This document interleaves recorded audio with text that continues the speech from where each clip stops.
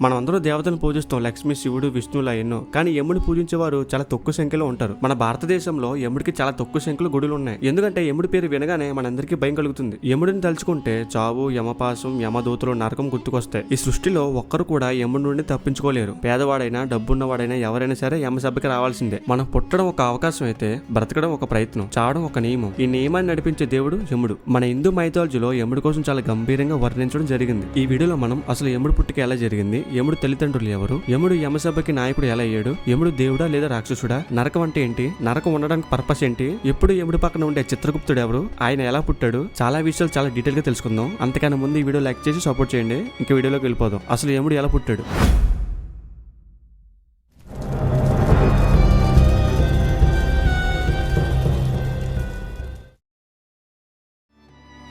యముడు తండ్రి సూర్యభగవానుడు, తల్లి సంజనాదేవి. ఈ సూర్యభగవానుడు ఎవరంటే కశ్యప మహర్షి అదితికి కుమారుడు. ఈ కశ్యప మహర్షి బ్రహ్మ యొక్క మానసిక పుత్రుడు. యముడు ఫ్యామిలీ ట్రీ మీకు కొంచెం డీటెయిల్ గా ఎక్స్ప్లెయిన్ చేస్తా. బ్రహ్మ సృష్టి క్రియేషన్ స్టార్టింగ్ లో ఉన్నప్పుడు బ్రహ్మ ఒక యూనివర్స్ ని క్రియేట్ చేయడం సాధ్యం కాదు. దానికోసం తన సహాయం కోసం ఈ మానసిక పుత్రుల్ని క్రియేట్ చేసుకున్నాడు. వీళ్ళు బ్రహ్మకి ఫిజికల్ గా పుట్టలేదు. బ్రహ్మ వీళ్ళని తన మనసు నుండి క్రియేట్ చేసుకున్న డివైన్ బీయింగ్స్. అందుకే ఈ మానసిక పుత్రులకి తల్లి ఉండదు. బ్రహ్మ వీళ్ళని క్రియేట్ చేయడానికి కారణం ఏంటంటే బ్రహ్మ లోకాలను క్రియేట్ చేస్తాడు. ఈ మానసిక పుత్రులు ఆ లోకాలకి జీవులను క్రియేట్ చేస్తూ ఉంటారు. ఫస్ట్ బ్రహ్మ నుండి వచ్చిన వారు ఈ మానసిక పుత్రులు. ఈ మానసిక పుత్రుల నుండి వచ్చిన వాడే సూర్య భగవానుడు. సూర్య భగవానుడు ఒకటే కాదు, యముడు, ఇంద్రుడు కూడా వీళ్ళ నుండి వచ్చాడు. లెక్క ప్రకారం ఇంద్రుడు కూడా యముడి ఫ్యామిలీ నుండి వచ్చిన వాడే. ఇంకా మెయిన్ టాపిక్ లోకి వెళ్దాం. సూర్య భగవానుడు భార్య సంజనాదేవి. నిజానికి సంజనాదేవి విశ్వకర్మ కుమార్తె. అయితే సంజనాదేవిని సూర్య భగవానుడికి ఇచ్చి పెళ్లి చేశాడు. కొంతకాలం తర్వాత వీళ్ళ జీవనం సాగింది. సూర్య భగవానుడి శరీరం నుండి వచ్చే తేజస్సు చాలా ప్రకాశంతో కూడినది. ఈ తేజస్సుని సంజనాదేవి తట్టుకోలేకపోయేది. తన నేత్రాలు ఆ వెలుగును చూడలేకపోయేవి. తన శరీరం కాలుతున్నట్టు ఫీలింగ్ వచ్చేది. అంతేకాదు సంజనాదేవి మానసికంగా కూడా ఇబ్బందులు పడేది. కొంతకాలం తర్వాత వీళ్ళిద్దరికి యమ అండ్ యమి అని ఇద్దరు పిల్లలు కూడా పుడతారు. యమ అంటే యముడు, యమి అంటే యమునాదేవి అని అర్థం. వీళ్ళకి పిల్లలు పుట్టిన తర్వాత కూడా సూర్యభగవానుడి తేజస్సు ఏమాత్రం తగ్గదు, ఇంకా పెరుగుతూనే ఉంటుంది. సంజనాదేవికి ఒకటి అర్థమవుతుంది, నేను ఇలానే జీవనం కొనసాగిస్తే ముందుకు వెళ్ళలేను. సూర్యభగవానుడి శక్తిని తట్టుకోవడం నా వల్ల కాదు. కానీ డైరెక్ట్ గా సూర్యభగవానుడి వదిలేయడం అధర్మం అని ఒక నిర్ణయం తీసుకుంటది. తన ఛాయకి జీవనం ఇచ్చి ఒక దేవతని క్రియేట్ చేసింది. తన పేరు ఛాయాదేవి. ఆ ఛాయాదేవి చూడడానికి అచ్చం సంజనాదేవిలానే ఉంటుంది. సంజనాదేవి తన పిల్లలని చూసుకునే బాధ్యత ఆ ఛాయాదేవికి అప్పగించి అక్కడ నుండి తన తండ్రి విశ్వకర్మ దగ్గరికి తిరిగి వెళ్ళిపోతుంది. చాలా మంది ఇక్కడ కన్ఫ్యూజ్ అవుతారు, యముడు ఛాయాదేవికి పుట్టాడని. కానీ అది తప్పు. విష్ణు పురాణం, భాగవత పురాణం, మార్కండేయ పురాణం పురాణాల ప్రకారం యముడు సంజాదేవికి పుట్టాడు, ఛాయాదేవికి కాదు. ఛాయాదేవి చూడడానికి అచ్చం సంజాదేవిలా ఉండడం వల్ల సూర్యభగవానుడికి అనుమానం రాదు. కొంతకాలం తర్వాత ఛాయాదేవికి సూర్యభగవానుడికి శనీశ్వరుడు, సవర్ణమను పుడతారు. యముడు చిన్నతనంలో వయసుకు మించి మెచ్యూరిటీ ఎక్కువగా ఉండేది. యముడు నవ్వడం తక్కువ, మాట్లాడడం తక్కువ, కానీ ప్రతి విషయాన్ని చాలా స్పష్టంగా అర్థం చేసుకునే గుణం ఎక్కువ ఉంది. ఛాయాదేవి యమునాని, యముడిని పెంచసాగింది. వాళ్ళతో ఎప్పుడు కఠినంగా ప్రవర్తించడం చేసేది. అయితే ఒక రోజు యముడి బాల్యంలో ఛాయాదేవి కఠినంగా ఉండడం వల్ల యముడు కోపంతో ఛాయాదేవిని ఒక మాట అంటాడు, నీవు నా నిజమైన తెలివి కాదు. ఈ మాట విన్న ఛాయాదేవి మనసు గట్టిగా గాయపడుతుంది. ఆ వెంటనే కోపంతో యముని శపిస్తుంది, నీ జీవితం మొత్తం మనుషుల పాపాలను, శిక్షలను, చావులను చూస్తూ ఉండిపోతావు. ఇదే నా శాపం అని చెప్తుంది.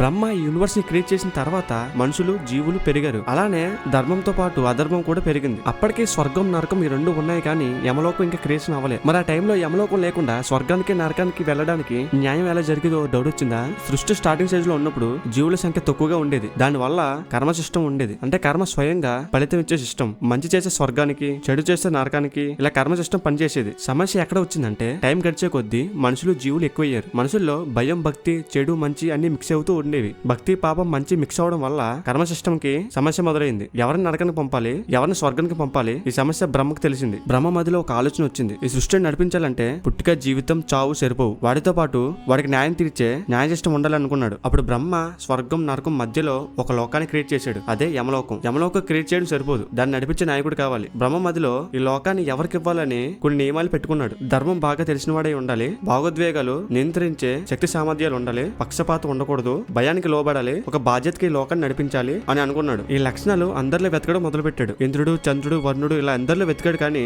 ఎవరిలో ఈ లక్షణాలు లేవు. కానీ ఈ లక్షణాలన్నీ యముడిలో పుష్కలంగా ఉన్నాయి. బ్రహ్మ కళ్ళు యముడిపై పడింది. బ్రహ్మ యముడిని పిలిచి, ఈ సృష్టిలో ప్రతి జీవికి విలువ ఇవ్వాలి, ఆ విలువ ఇచ్చే యమలోకానికి నేను నాయకుడిగా నియమిస్తున్నా అని చెప్తాడు. అప్పుడు యముడు ఒక కండిషన్ పెడతాడు, నేను ఎవరిని చంపలేను, కర్మ ప్రకారం నేను న్యాయం తీర్చుతా, ఇదే నా పని అని చెప్తాడు. బ్రహ్మ దీనికి ఒప్పుకుంటాడు. ఇలా యముడు యమలోకానికి ధర్మరాజు అవుతాడు. అసలు యమలోకం ఎలా ఉంటుందో తెలుసుకుందాం.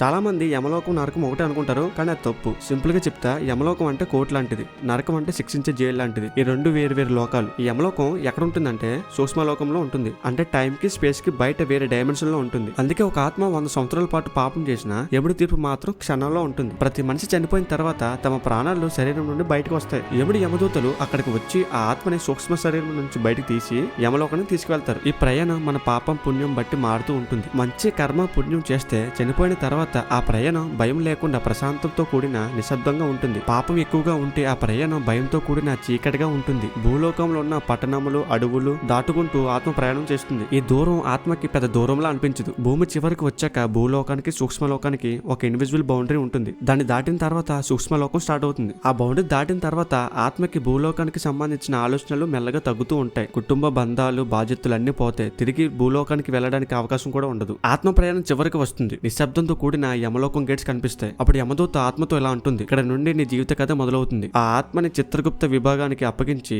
ఆ యమదూతల పని అక్కడతో ముగుస్తుంది. చిత్రగుప్త ఎవిడెన్స్ అథారిటీ మన పుట్టుక నుండి చావు వరకు అన్ని చిత్రగుప్త కర్మలేఖలు భద్రంగా ఉంటాయి. అంటే మన టోటల్ బయోగ్రఫీ చిత్రగుప్త చేతిలో ఉంటుంది. చిత్రగుప్త ఎవరంటే బ్రహ్మ యొక్క మానసిక పుత్రుడు. అంటే మనసు నుండి కాదు, బ్రహ్మ గాయం నుండి పుట్టినవాడు. కొంచెం డీటెయిల్స్ లోకి వెళ్దాం. చిత్రగుప్త పుట్టుక కోసం 2-3 వెర్షన్స్ ఉన్నాయి. అందులో మొదటిది లింగోడి భావమూర్తి స్టోరీ. బ్రహ్మకి విష్ణుకి ఈగో ప్రాబ్లం వస్తుంది. నేను గొప్ప అంటే నేను గొప్ప అని. వీళ్ళిద్దరి ఈగో ప్రాబ్లం వల్ల శివుడు అగ్నిస్తంభంలో ప్రకాటించి వీళ్ళకి ఒక పరీక్ష పెడతాడు. ఈ అగ్నిస్తంభం యొక్క ప్రారంభం ముగింపు ముందుగా ఎవరు కనిపెడతారో వారే అందరికన్నా సుప్రీం గాడ్ అని. కానీ వీళ్ళిద్దరూ కనిపెట్టలేకపోతారు. విష్ణు నిజం ఒప్పుకుంటాడు కనిపెట్టలేకపోయా అని. కానీ బ్రహ్మ మాత్రం అహంతో అబద్ధం చెప్తాడు కనిపెట్టా అని. దీంతో శివుడు బ్రహ్మతో నీకు భూలోకంలో పూజలు గుడులు ఉండవని చెప్తాడు. ఇలా బ్రహ్మ మనసు గాయం అవుతుంది. ఆ గాయం నుండే చిత్రగుప్త పుట్టాడని శివపురాణం లింగ పురాణం చెప్తుంది. ఆల్రెడీ ఈ లింగోడి భావమూర్తి స్టోరీ మీద ఆల్రెడీ మన ఛానల్ వీడియో పెట్టాం, ఇంట్రెస్ట్ ఉన్న వాళ్ళు చూడండి. ఇంకా రెండో వర్షన్ బ్రహ్మ తలకోత. కొన్ని పురాణాల్లో బ్రహ్మకి 5 తలలు ఉండేవని చెప్తుంది. శివుడికి బ్రహ్మకి ఒక కాన్ఫ్లిక్ట్ వల్ల శివుడు కోపంతో బ్రహ్మ 5 తలలో ఒక తల తీసేశాడని, ఆ గాయం వల్ల చిత్రగుప్త పుట్టుక జరిగిందని ఉంది. మూడో వర్షన్ సరస్వతీదేవి మోహం.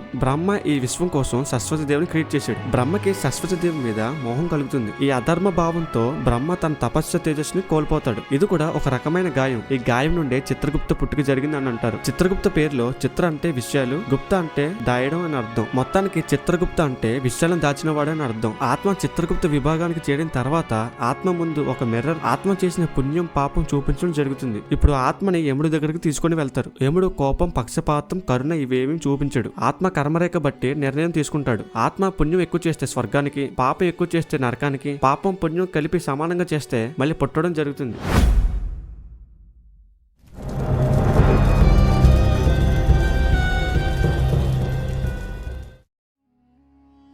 ఈ వీడియో మొత్తంలో మనం యముడిని ఒక దేవుడిలా కాదు, ఒక వ్యవస్థలా, ఒక నియమంలా, ఒక సత్యంలా చూసాం. భయం కలిగించే దేవుడని మనం అనుకుంటాం, కానీ నిజమేంటంటే యముడు భయం కలిగించే దేవుడు కాదు. భయం ఎందుకు వస్తుందో అర్థం చెప్పిన దేవుడు. యముడు యుద్ధాలు చేసిన దేవుడు కాదు, గర్వంతో తప్పులు చేసిన దేవుడు కాదు, రాజ్యాల కోసం ఎగిరిన దేవుడు కాదు. ఆయన లైఫ్ లో ఒకటే గోల్, నీ జీవితానికే కరెక్ట్ ఆన్సర్ ఇవ్వడం. మన జీవితంలో చేసిన ప్రతి పని, చేసిన ప్రతి తప్పు, చేసిన ప్రతి మంచి పని అన్నిటికీ ఒక ఫలం ఉంటుందని చెప్పడానికి యముడు ఉంటాడు. యముడు చంపుతాడని అనుకుంటారు చాలా మంది, కానీ నిజమేంటంటే యముడు చంపేవాడు కాదు, మార్గం చూపించే దేవుడు. ఈ శరీరం నుండి ఆత్మను బయటికి తీసుకొని నీ కర్మల ముందు నిన్ను నిలబెట్టడానికి మాత్రమే యముడు వస్తాడు. యముడి దగ్గర డబ్బు పని చేయదు, పవర్ పని చేయదు, రిలేషన్ పని చేయదు. పని చేసేదల్లా ఒకటే, నీ కర్మ. నీ జీవితంలో నువ్వు ఎవరిని మోసం చేసావో, ఎవరికి సహాయం చేసావో అన్ని నీ ముందు ఉంటాయి. యముడు చేసే పని ఒకటే, నిజాన్ని చూపించడు. ఈ యూనివర్స్ లో ఎమోషన్ ని కంట్రోల్ చేసుకుని పవర్ ని వాడిన దేవుడు ఎవరైనా ఉన్నారంటే అది యముడు ఒకటే. అందుకే పురాణాలు చెప్తే యముడికి భయపడకండి, మీ కర్మలకి భయపడండి. ఈ వీడియో ఎంత గైస్, వీడియో నచ్చితే లైక్ చేయండి, సపోర్ట్ చేయండి. ఇంకా బై బై.